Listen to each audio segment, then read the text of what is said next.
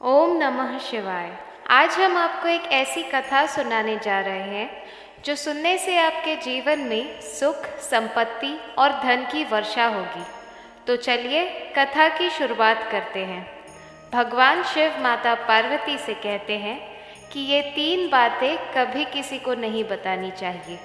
जो व्यक्ति इन 3 बातों को नहीं बताता वो कभी भी गरीब नहीं रहता।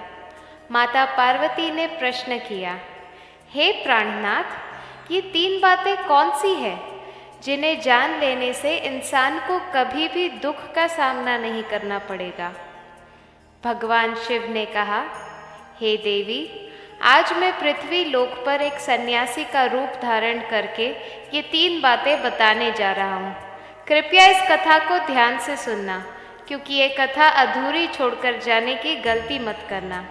इस पवित्र कथा को पूरा सुनने से मन चाहा फल प्राप्त होगा। इसीलिए यदि आप शिव भक्त हैं तो भोलेनाथ का अनादर ना करें। भगवान शिव पृथ्वी लोक पर एक सन्यासी के रूप में कहते हैं। आज की इस प्यारी कथा की शुरुआत करते हैं। एक समय की बात है, एक नगर में एक धनवान सेठ रहता था। उसके घर में किसी चीज़ की कमी नहीं थी और उसका व्यापार अच्छा चल रहा था।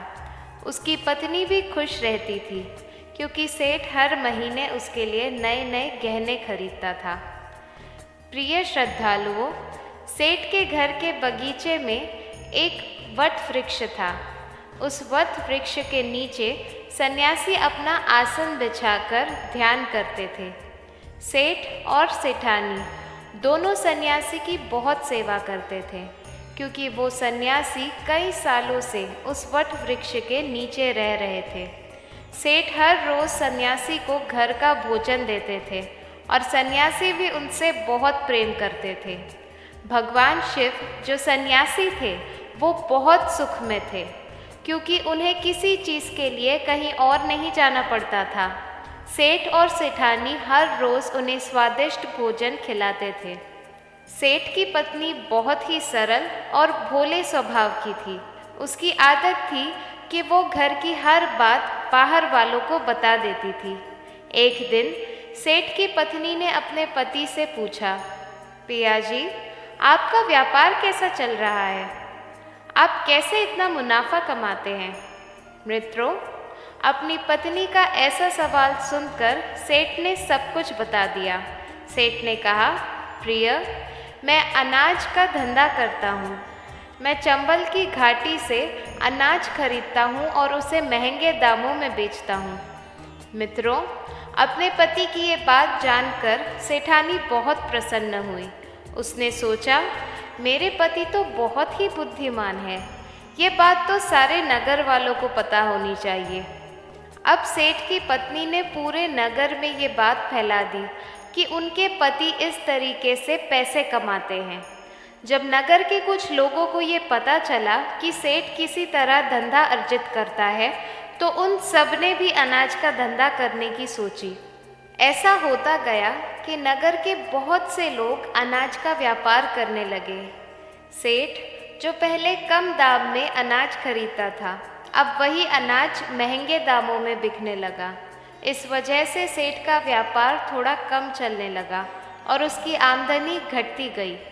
धीरे धीरे सेठ गरीब होता गया और उसका पूरा धंधा ठप हो गया। ये देखकर वो बहुत चिंतित और दुखी हो गया। मित्रों, एक दिन सेठ अपने व्यापार की परेशानी से तंग आकर बगीचे में बैठा था।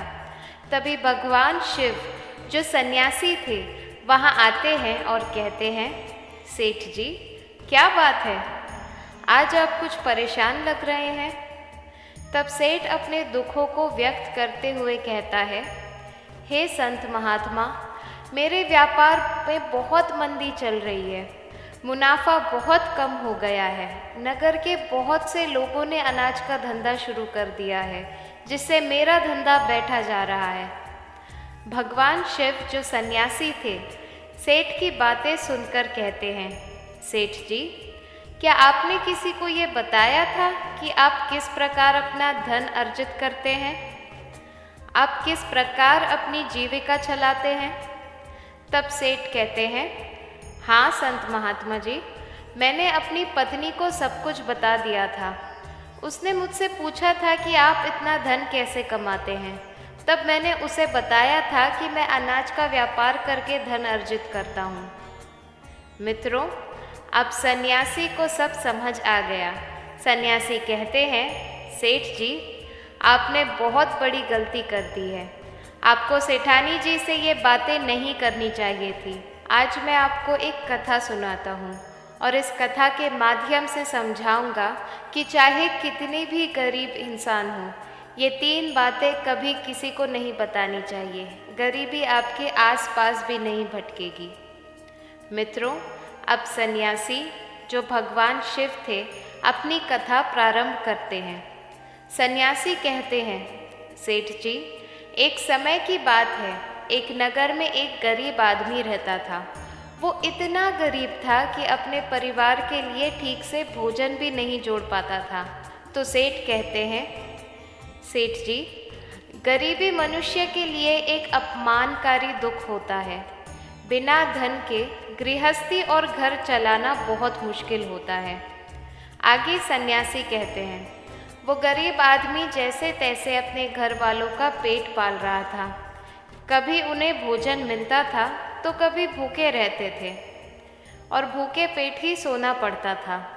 एक दिन उस गरीब आदमी की पत्नी ने अपने दिल की बात कही, हमारे पास तो अभी कोई धन नहीं है। अगर सुबह को खाना खा लेते हैं तो शाम की उम्मीद नहीं होती, और अगर शाम को खा लेते हैं तो सुबह की उम्मीद नहीं होती। आखिर ऐसे कब तक चलेगा? मैं तो जैसे तैसे करके घर चला लूँगी, लेकिन आपको तो कुछ करना होगा। आपको पैसे कमाने के लिए परदेश जाना पड़ेगा।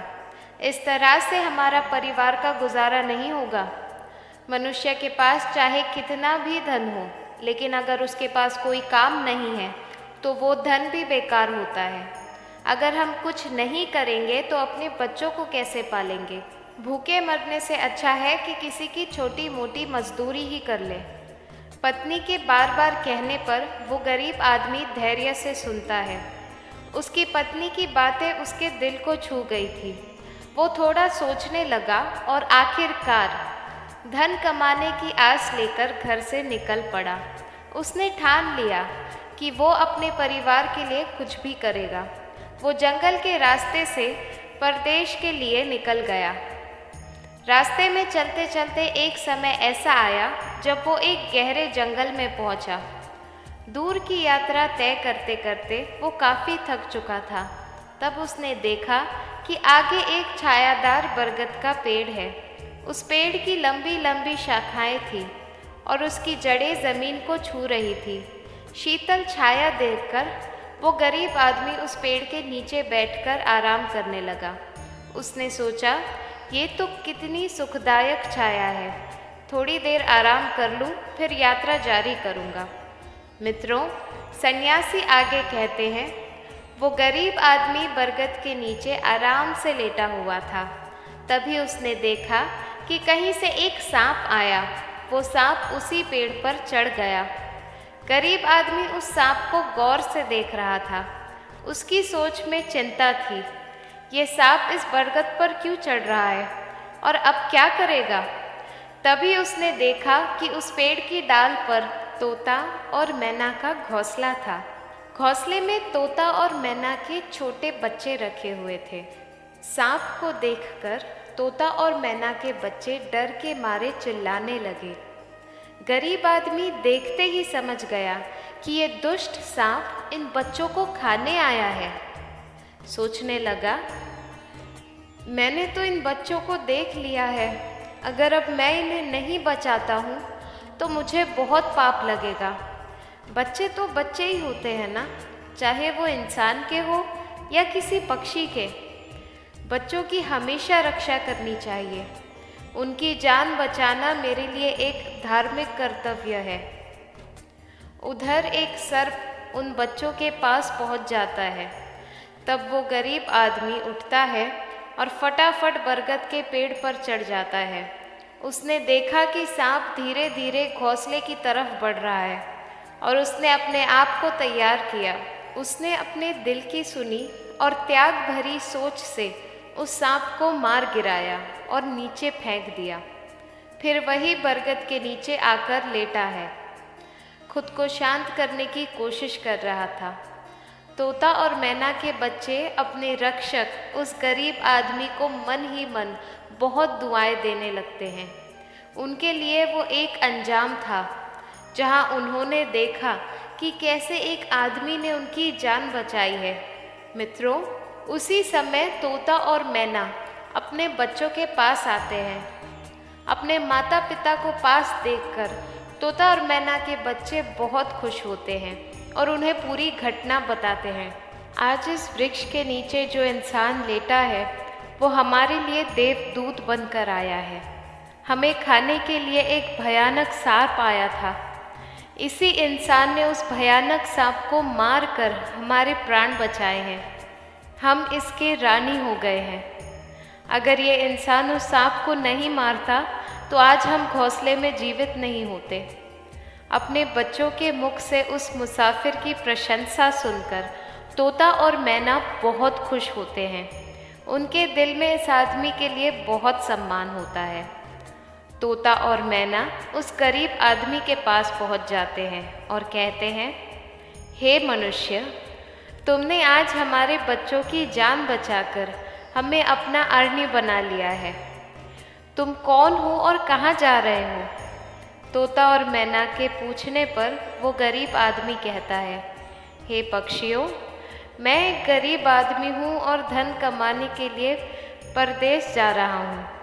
सफ़र का थका हारा था तो इस बरगद की छाया में बैठकर आराम करने लगा। तब मैंने देखा कि एक दुष्ट सांप तुम्हारे बच्चों को खाने के लिए तुम्हारे घोंसले के पास जा रहा था। मैंने उसे मार गिराया। फिर तोता और मैना बोले, भाई, तुमने हम पर बहुत बड़ा उपकार किया है। संसार में सबसे बड़ी खुशी बच्चों से होती है। बच्चों से अधिक प्रिय तो किसी को कुछ नहीं होता।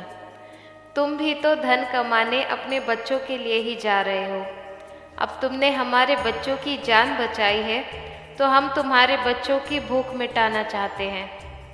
तब उन्होंने बताया, हम दोनों तोता और मैना नाम के पक्षी हैं। हम हमेशा कीमती मोती खाते हैं और हमने सुना है कि ये मोती मनुष्य के लिए बहुत मूल्यवान होते हैं। हम तुम्हें कुछ मोती देने वाले हैं जो तुम्हारे लिए बहुत फ़ायदेमंद होंगे। ऐसे ही उन्होंने इस गरीब आदमी को विशेष मोती देने का वादा किया और उस दिन से उनके बीच एक नया दोस्ती का बंधन बन गया। उस गरीब आदमी ने समझा कि जब तक हम एक दूसरे की रक्षा करते रहेंगे तब तक हमारे जीवन में खुशियाँ और समृद्धि बनी रहेगी। आगे तोता और मैना कहते हैं, हम तुम्हें ये मोती देते हैं, तुम इन्हें बेचकर बाज़ार से कुछ खाने पीने का सामान ले आओ और आज से तुम यहीं रहकर हमारे बच्चों की देखभाल करते रहना। हम तुम्हें इसी तरह से रोज़ ये कीमती मोती लाकर देते रहेंगे। तोता और मैना की बात सुनकर वो गरीब आदमी खुश हो गया। वो सोचने लगा, अगर मुझे यहीं धन मिलेगा तो मैं बाहर क्यों जाऊं? मित्रों, वो आगे कहता है कि सेठ जी, वो गरीब आदमी तो तोता से कुछ मोती लेकर बाज़ार गया और अपने खाने पीने का सामान खरीद लाया। उस वृक्ष के नीचे उसने एक झोपड़ी बना ली और वहीं रहने लगा। अब वो तोता और मैना के बच्चों की देखभाल करने लगा। अब तो तोता और मैना निश्चित हो गए। उन्हें उनके बच्चों की रक्षा करने वाला मिल गया था। अब वे निश्चित होकर भोजन के लिए सुबह अपने घोंसले से उड़कर जाते थे और शाम को लौट कर आते थे। अपने बच्चों को घोंसले में सुरक्षित देखकर वे बहुत खुश होते थे और उस गरीब आदमी का धन्यवाद करते थे और उसे कुछ मोती ला कर देते थे।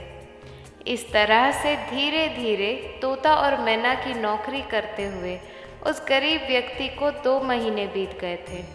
इधर तोता और मैना के बच्चे भी बड़े हो गए।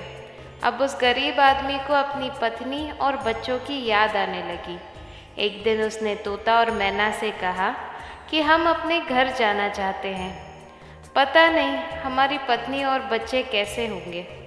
तब तोता और मैना बोले, भाई अब तुम निश्चित होकर अपने घर जाओ और अपने बच्चों के साथ रहो। हमारे बच्चे भी अब उड़ने के काबिल हो गए हैं, अब कोई भय नहीं है। तुम अपनी पत्नी और बच्चों को देखो। कभी तुम्हें हमसे मिलने का मन हो तो इसी स्थान पर आ जाना। मित्रों, इतना कहकर तोता और मैना उस गरीब आदमी को ढेर सारे मोती दे देते हैं। अब वो गरीब व्यक्ति उन मोतियों को अपने साथ लेकर अपने घर पहुंच जाता है। उसने वो मोती अपनी पत्नी को दिखाए तो उसकी पत्नी बहुत प्रसन्न हुई। उसने पूछा, पतिदेव, तुम ये कीमती मोती कहाँ से लेकर आए हो? तब उस आदमी ने बताया, हे प्यारी, मैं बीते 2 महीने से एक तोता और मैना की नौकरी कर रहा था। उन्होंने मुझे ये कीमती मोती दिए हैं। ये मोती बहुत कीमती और अनमोल हैं। इन्हें बेचकर हम अपना घर और बड़ा बनवाएंगे, अपने बच्चों को अच्छे वस्त्र ला कर देंगे और तुम्हारे लिए भी नए नए गहने बनवाएंगे। प्रिय मित्रों, भगवान शिव सन्यासी रूप में कहते हैं, सेठ जी, अब वो आदमी उन मोतियों को बेचकर बाजार से अपने घर का सारा ज़रूरी सामान ले आया और अपना नया घर बनवाने लगा और वो आराम की ज़िंदगी जीने लगा। मित्रों, उस नगर के राजा प्रताप सिंह एक अजीब रोग से ग्रस्त हो गए। नगर में दूर दूर से बड़े वैद्य राज को देखने आए और अपने अपने तरीके से इलाज शुरू कर दिया, लेकिन राजा का स्वास्थ्य में कोई सुधार नहीं हुआ। जब किसी के इलाज से राजा ठीक नहीं हुए तो एक वैद्य ने राजा से कहा, महाराज, आपकी ज़िंदगी बच सकती है अगर आपको तोते के बच्चे का मांस मिल जाए, तो आप हमेशा के लिए ठीक हो जाएंगे। इस प्रकार वैद्य की बात सुनकर राजा प्रताप सिंह ने अपने राज्य में घोषणा करवा दी कि जो कोई भी उसे तोता लाकर देगा उसे सोने के सिक्के दिए जाएंगे। मित्रों, धीरे धीरे ये बात पूरे राज्य में फैल गई। सब लोग तोते की तलाश में इधर उधर लग गए, पर किसी को कभी तोता नहीं मिला। एक दिन गरीब आदमी की पत्नी अपने पड़ोस में कुछ स्त्रियों के साथ बैठकर बात कर रही थी। कुछ घर गृहस्थी की बातें हो रही थी। बातों ही बातों में तोते की चर्चा छिड़ गई। एक स्त्री बोली, बहन, क्या तुम्हें पता है कि राजा साहब ने तोते के बच्चे लाने का आदेश दिया है? तोता लाना कोई आसान काम नहीं है। जब गरीब आदमी की पत्नी ने सुना कि राजा साहब बीमार हैं और उन्होंने घोषणा की है कि कोई भी उन्हें तोते का बच्चा लाकर देगा, उसे सोने के सिक्कों से माला माल कर देंगे। ये सुनकर उस गरीब आदमी की पत्नी ने कहा, अरे बहनों, तोता लाना कौन सी बड़ी बात है? मेरे पति तो 2 महीने तोता और मैना की नौकरी करके आए हैं। वो एक नहीं कई तोते ला सकते हैं। इतना कहने के बाद वो घर चली गई। नगर की स्त्रियों ने उसी बात सुनी और अपने पतियों से बताई। धीरे धीरे ये बात पूरे नगर में फैल गई। राजा ने भी सुना कि उनके राज्य में एक व्यक्ति है जो तोता और मैना के पास नौकरी करके आया है। राजा ने अपने सैनिकों को आदेश दिया कि उस आदमी को पकड़ कर लाए और उससे कहें कि वो एक तोते का बच्चा ला कर दे। राजा ने कहा, इसके बदले हम तुम्हें मुंह मांगी इनाम देंगे। ये सुनकर वो आदमी घबरा गया और बोला, महाराज, आप मेरे प्राण ले लो, पर मैं आपको तोते का बच्चा लाकर नहीं दे सकता। मैंने तो उनकी जान बचाई थी। एक रक्षक भक्षक कैसे बन सकता है? उसके इनकार करने पर राजा प्रताप सिंह बहुत नाराज हुए और बोले, अगर तुमने हमारी बात नहीं मानी और तोता का बच्चा नहीं लाकर दिया तो हम तुम्हारी पत्नी और बच्चों को मरवा देंगे। मित्रों, फिर भगवान शिव रूपी सन्यासी कहते हैं कि मनुष्य सबसे ज़्यादा कमज़ोर तब पड़ता है जब उसके बच्चों की सुरक्षा की बात आती है। ऐसे में वो कुछ भी करने को मजबूर हो जाता है।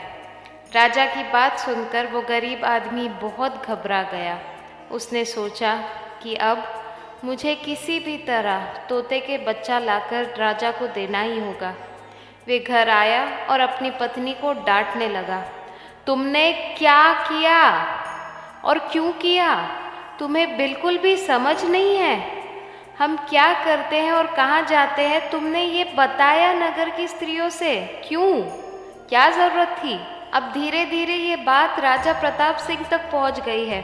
अब बताओ मैं क्या करूँ?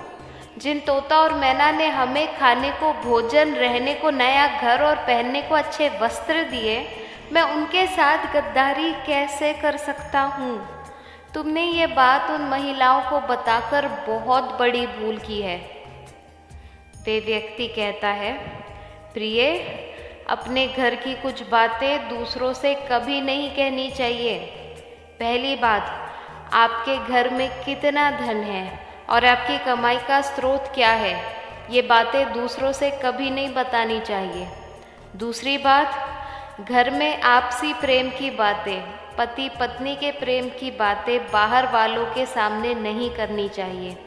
तीसरी बात, आपसी लड़ाई झगड़े, मान मुटाव की बातें कभी दूसरों के सामने नहीं करनी चाहिए, वरना लोग हमारी गुप्त बातें जानकर, हमारी कमज़ोरी समझकर हमारा फ़ायदा उठाते हैं। चौथी बात, अपनी कमज़ोरी दूसरों के सामने ना बताएं और अपनी उन्नति का राज किसी को ना बताएं। जिन बातों के कहने से आपके परिवार पर दुख आ सकता है, वे बातें कभी बाहर नहीं आनी चाहिए। खासकर उन बातों को अपनी स्त्री से ना कहिए जिन बातों से घर का मान प्रतिष्ठा नष्ट हो सकती है। परिवार पर संकट आता हो, किसी की जान जाती हो या आपके रिश्ते खराब होते हों, क्योंकि कहा जाता है कि स्त्रियों के पेट में किसी भी तरह की बात नहीं पचती है। अब वे गरीब आदमी बोला, प्रिय, तुम्हारी ये गलती आज हमारे परिवार को मौत के मुंह में डाल रही है।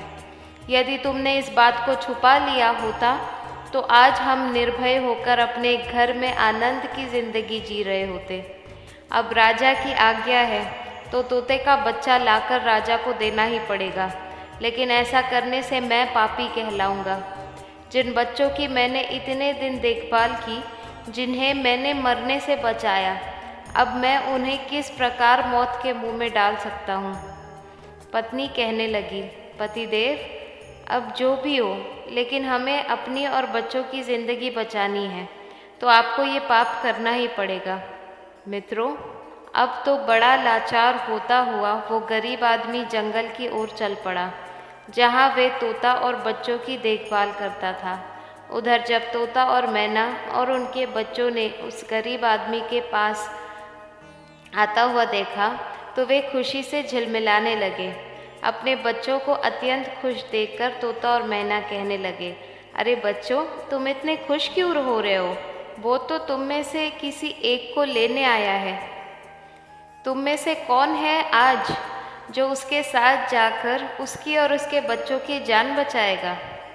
तब तोता कह रहा था, बच्चों, लेकिन एक बात याद रखना, तुम में से जो भी उसके साथ जाएगा वो कभी लौट कर नहीं आएगा, वो नगर के राजा का भोजन बन जाएगा। मित्रों, तब तोता के बच्चों ने पूछा, आप ऐसा क्यों कह रहे हैं? तोता बताता है, बच्चों, यहाँ का राजा बीमार पड़ गया है और वैद्य ने उसे तोते के बच्चे का मांस खाने को कहा है, इसलिए तुम में से किसी एक को वे लेने के लिए आया है। यदि तुम में से कोई उसके साथ जाने को तैयार है तो वो जा सकता है। तब उनमें से एक बच्चा कहने लगा, हे माता पिता, उस आदमी ने ही हम सबकी ज़िंदगी बचाई है और आज वे आदमी बहुत बड़ी मुसीबत में है। ऐसे में हमें भी उसकी मदद करनी चाहिए, चाहे हमारी जान ही क्यों ना चले, लेकिन हम उसके साथ ज़रूर जाएंगे।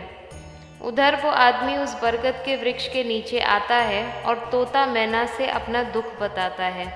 तब तोता और मैना कहते हैं, भाई, तुम चिंता ना करो, हमारे बच्चे तुम्हारे साथ जाने के लिए तैयार हैं, तुम इनमें से किसी एक को ले जाओ। मित्रों, अब वो गरीब आदमी उनमें से एक तोते का बच्चे को लेकर लौट जाता है और राजा को लेकर जाकर दे देता है। राजा उस तोते के बच्चे को एक पिंजरे में बंद करता है और अपने नौकर को रखने के लिए कहता है। राजा कहता है, हम इसे सुबह निकालेंगे और फिर इसके मांस को खा जाएंगे। मित्रों, अब क्या होता है कि राजा प्रताप सिंह का एक बेटा था जो पशु पक्षियों से बहुत प्रेम करता था। उसे ये नहीं पता था कि ये तोता उसके पिता के खाने के लिए है। वो अपने मित्रों के साथ उसी जगह पर खेल रहा था जहाँ तोता का बच्चा पिंजरे में था। राजकुमार ने जब एक सुंदर तोता को पिंजरे में बंद देखा तो वो उसके साथ खेलने लगा।